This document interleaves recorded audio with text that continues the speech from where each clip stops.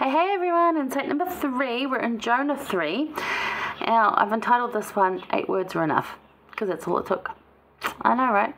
So, let's have a look. Why? Why 8 words were enough? So, again, because he's out of the fish, so the Lord now comes to him again and says, Alright, arise, go to Nineveh, the great city, and preach unto it the preaching that I bid thee. So Jonah arose this time according to the word of the Lord, and off he went to Nineveh. Now it says it was 3 days' journey, but that again could be symbolic. And it says that Nineveh was an exceeding great city. It wasn't actually, it was kind of small. Again, me using exaggerations to make the point. So in verse 4, and Jonah began to enter into the city a day's journey. And he cried and said, Yet 40 days, and Nineveh shall be overthrown. So he's not even in the central city. He's literally just walked into the city. And all he says, according to this account, yet 40 days, and Nineveh shall be overthrown. 8 words. 1, 2, 3, 4, 5, 6, 7, 8. 8 words. That's it. And the people of Nineveh believed, proclaimed it. Even the king himself, got off his throne. He's like, I'm no longer prevailing over this. God's got this. We didn't really believe in God, but we're going to. Maybe the king was already sort of thinking, gosh, we're ripening for destruction. We've seen other people. We don't know. There's more to it. But nonetheless, 8 words were enough. So yeah, this time Jonah doesn't run, but he only needs to speak 8 words. And that is enough for the people to change. And verse 6, you're led by the king. Nineveh stops. They listen. They humble themselves. They mourn. They put on the sackcloth and the ashes. They do that even for the animals. Like the whole city just embraces this mourning, fasting, repenting sort of process. They then go on to fast and pray for forgiveness and for no destruction because they don't want to be destroyed in 40 days. And Nineveh let Christ into their hearts. They opened their hearts. We talked a couple of weeks ago about not just opening your heart, but breaking open your heart. If your heart is cold and hardened, you need to break it open. Like crack it and let it just pour out so that Christ can enter in. So not just opening like a little window, no, like breaking it open. And Nineveh did that. They let Christ into their hearts. Now Jonah only turned physically because he started doing what the Lord wanted, but he still wanted to do it in his way. And I think he only relented in this particular instance because of the whole fish experience after he'd been at sea. Would have been freaking scary. So he probably did that. His heart was still afraid, judgmental, and prejudiced. It seems. Again, we don't know more about Jonah, so give some grace because we can all experience these things. But he was like looking at, these people aren't worthy. They're not worth my time. They're incredibly wicked.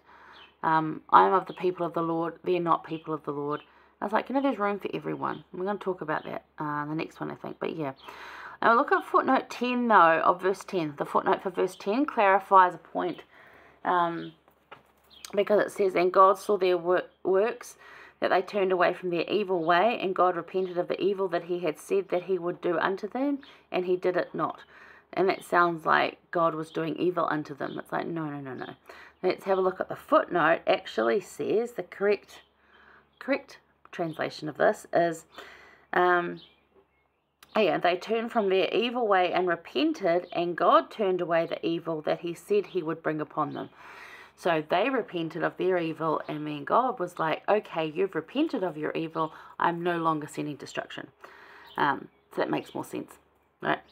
So just like, yeah, there you go. So yeah, the question comes to, belief leads to believing. If you have belief, that leads to believing, and believing which causes you to become.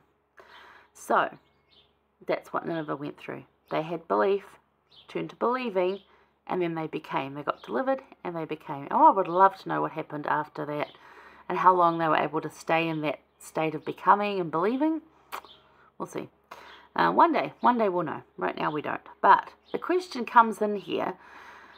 Are you 1 foot in like Jonah? Because all he had to do was put 1 foot into the city basically and give 8 words. That's it. From this account. That's what we're going from. And we know that he was only partially in anyway. Like, he still wanted it his way. He had prejudices. He had misgivings. He had fear. All those things. Or are we swimming like Ezekiel did when we talked about him a few weeks back?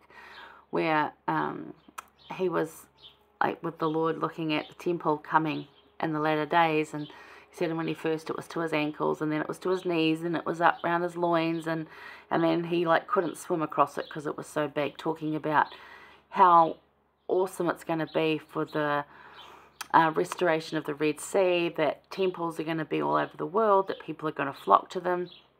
Micah incidentally talks about the same thing, so it's really cool there. But yeah, are you one ankle deep in the gospel, or are you swimming?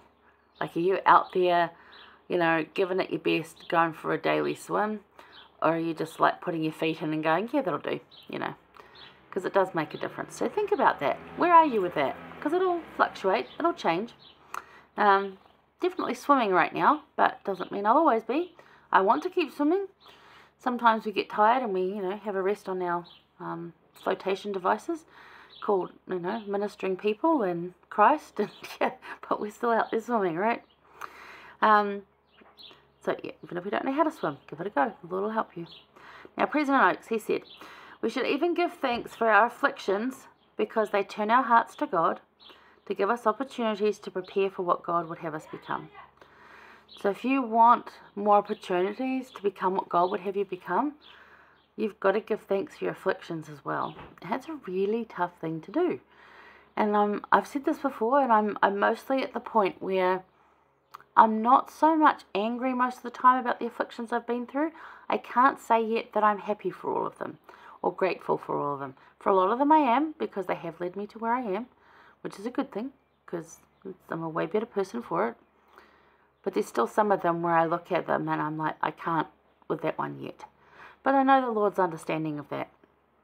And He's not punishing me for it. He knows I'm working on it, and He's helping me with that. There's no punishment, no anger in there. But I'm just not in that place yet. And you probably aren't either.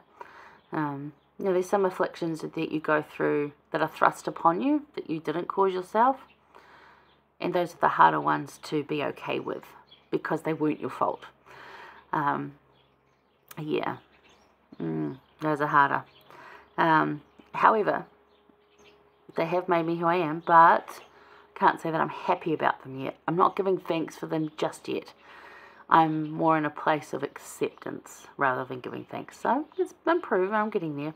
But he is right. President Oakes is right, because if we can turn our heart to God through accepting and even being grateful for at least some of our trials, if not all of them for myself yet, there's many opportunities to be what the Lord would have us become, and I've seen that in my life as well. So I know that is true. So just think of that. Jonah was totally afraid to do this, ran away from it. Wasn't that hard after all. And that sends him into another depressive spiral, which we're going to go look at right now in Jonah 4. I'll see you there.